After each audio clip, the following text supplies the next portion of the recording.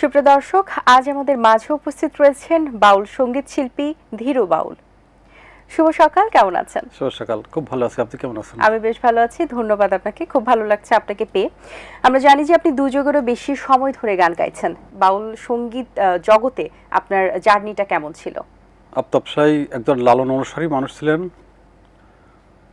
নানাজির সঙ্গেই বিভিন্ন রকমের সাধু সমাবেশ, সাধু সঙ্গ, সাধুদের সঙ্গে মেলামেশা করতে করতেই মাটির এই সুরের সঙ্গে, শেকড়ের এই সুরের সঙ্গে জড়িয়ে পড়ার মধ্য দিয়ে আমার বিশেষ করে এই সঙ্গীতে পদার্পণ। তখন থেকেই আস্তে আস্তে আস্তে আস্তে আস্তে আস্তে চর্চা করতে করতে করতে করতে এই অবধি আসা। বেশ দারুণ। লালন গানের আসলে বিশেষত্বটা কি? বিশেষত্ব, বিশ্ব বাউল সম্রাট শ্রদ্ধেয় লালন সাঁইজির গানের যেমন দর্শন, তেমন তার গান লেখার ছন্দ, তেমনি তার সুর, তেমনি তার প্রেম, তেমনি তার আধ্যাত্মিকতা, এই সব মিলিয়েই। এবং লালন সাঁইজির প্রতিটা গানই দেখবেন, খেয়াল করবেন যে সৃষ্টিকর্তার সঙ্গে সবসময় নিবেদন, নিজেকে ছোট করে, নিজেকে খাটো করে, নিজেকে একেবারে তুচ্ছ তাচ্ছিল্য করে সৃষ্টিকর্তার নৈকট্য লাভের আশায় সাঁইজি এই গানগুলো বলে গেছেন।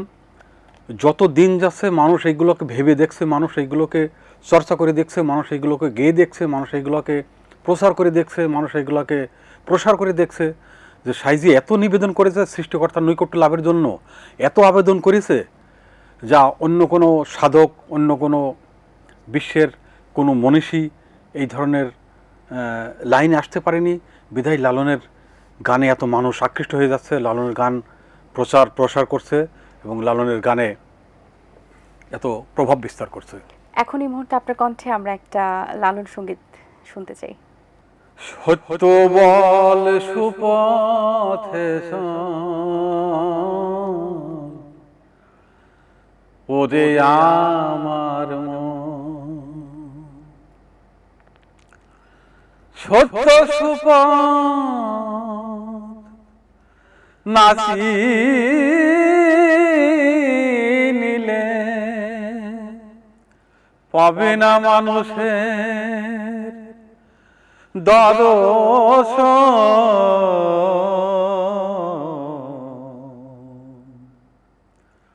ওরে আমার মন সত্য বল সুপথে চল, ওরে আমার মন। পরের দ্রব্য, পরের নারী হরণ করো না, পারে যেতে পারবে না। তুমি যতবার করিবে হরণ,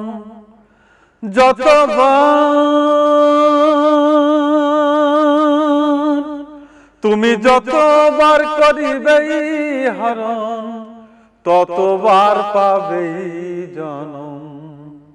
সত্য বল সুপথে চল, ওরে আমার মন।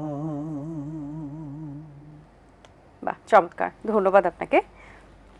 লালন সঙ্গীতের জন্য যে সাধনা প্রয়োজন বা যে চর্চাটা প্রয়োজন, এইটা যারা আসলে এই লালনের জগতে আসতে চান বা এখন যারা নতুন আছেন, তারা কতটুকু করছেন বা কতটুকু করার দরকার, তাদের উদ্দেশ্যে আপনার কি পরামর্শ থাকবে?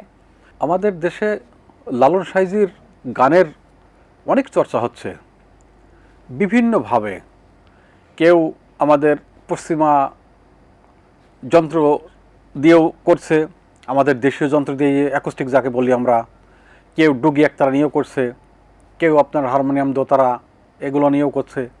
তবে সামগ্রিকভাবে আমাদের দেশের যে ইয়াং জেনারেশন, যে কিশোর, এরা ওই যে বললাম যে সাঁইজি এমন নিবেদন করে গেছেন যে সৃষ্টিকর্তার নৈকট্য লাভের জন্যে সেই পথ আমাদের দেশের এই প্রজন্মের ছেলেমেয়েরাও দেখি হাঁটছে। এই জন্যে তারা সাঁইজির গান আরও আকৃষ্ট হয়ে যাচ্ছে এবং বিভিন্ন রকমের বিভিন্ন জায়গায় চর্চা কেন্দ্র বাংলাদেশের অনেক জায়গায় অনেকভাবে, কেউ ক্লাব করে, কেউ লালন একাডেমি করে, কেউ লালন চর্চা কেন্দ্র করে, কেউ বাউল পরিষদ করে, কেউ আপনার ওস্তাদ ধরে, কেউ আপনার ওই যে শিক্ষক ধরে চর্চা কাজটা বেশ ভালো মতো চালিয়ে যাচ্ছে।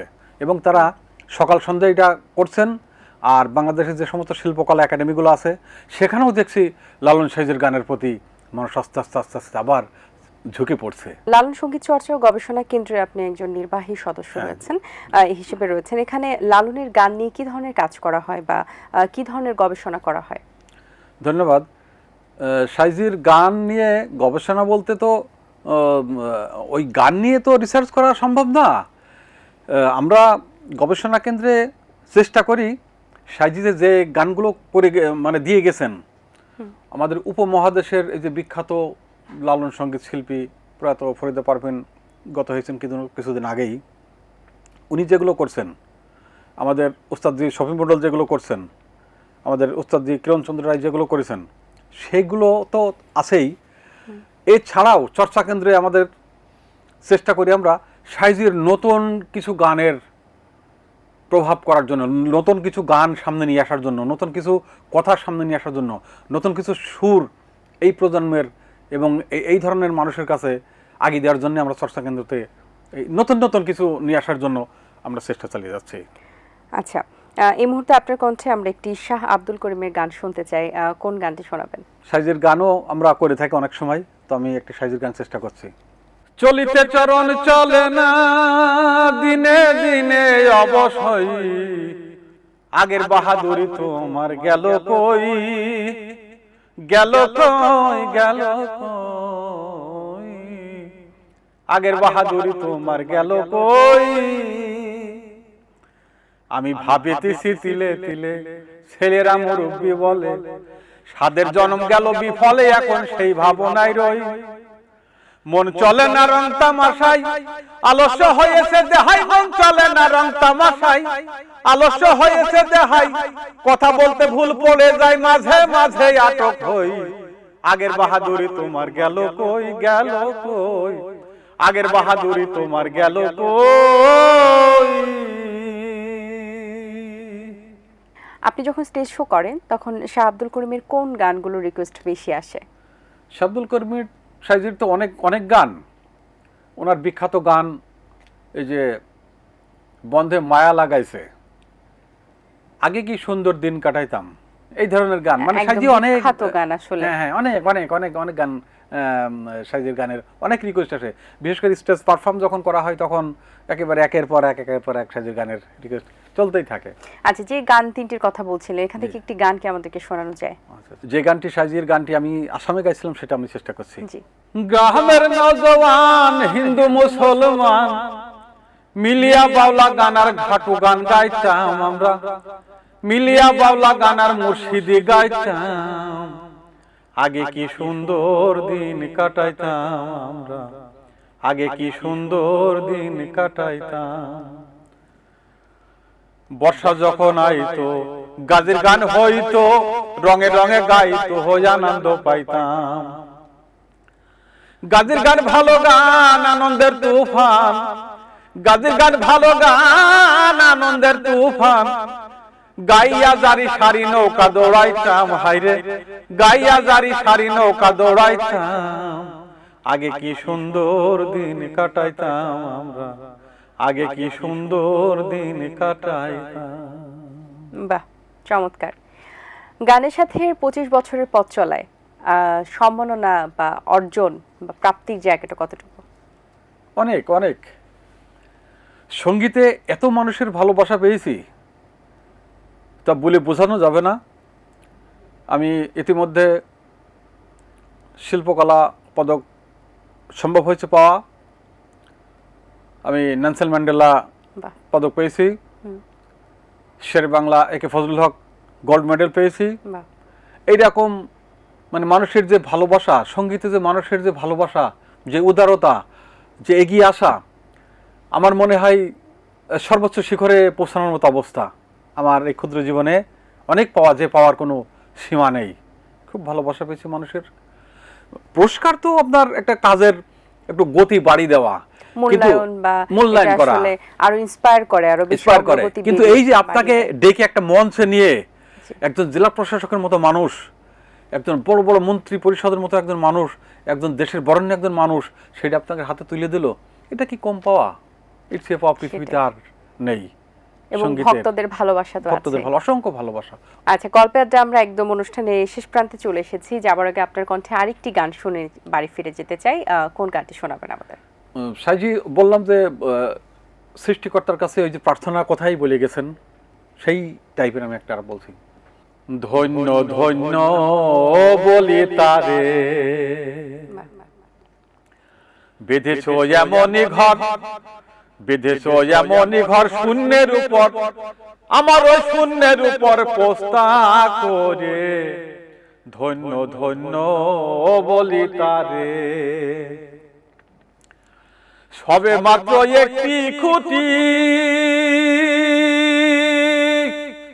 খুঁটির গোড়ায় নেই কো মাটি, সবে মাত্র একটি খুঁটি, খুঁটির গোড়ায় নেই কো মাটি, কিসে ঘর রবে খাটি, কিসে ঘর রবি খাটি, ঝড়ি তুফানে এলে পরে, ধন্য ধন্য বলি তারে, ধন্য ধন্য বলি তারে, ধন্য ধন্য বলি তারে।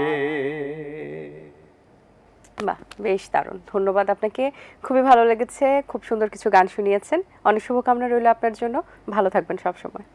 আপনাকেও অনেক শুভকামনা, এটিএন বাংলাকেও অনেক ধন্যবাদ, ছোট করব না। আমার ক্ষুদ্র একজন মানুষকে এখানে ডেকে আনার জন্য শ্রদ্ধেয় পরিসর মহোদয় তো বটেই। সকলকে ধন্যবাদ, ভালো থাকবেন সবাই। দর্শক, আশা করছি আজকের আয়োজন ভালো লেগেছে, আমার তো বেশ ভালো লেগেছে। আজ এই পর্যন্তই, দেখা হবে আগামী পর্বে নতুন কারোর সঙ্গে। সেই পর্যন্ত ভালো থাকুন, সুস্থ থাকুন এবং এটিএন বাংলার সাথে থাকুন। সকলকে আল্লাহ হাফেজ। দিন আসে দিন যায়, সময়টা চলে যায়, তবু আছি এই বেশ ভালো। জীবনটা রঙময়, যেভাবেই হওয়া চাই, নয় কভু সাদা কালো। এই আশাতে স্বপ্ন ভাসে, সুখ হাসে চোখে মুখে, চায়ের চুমুকে।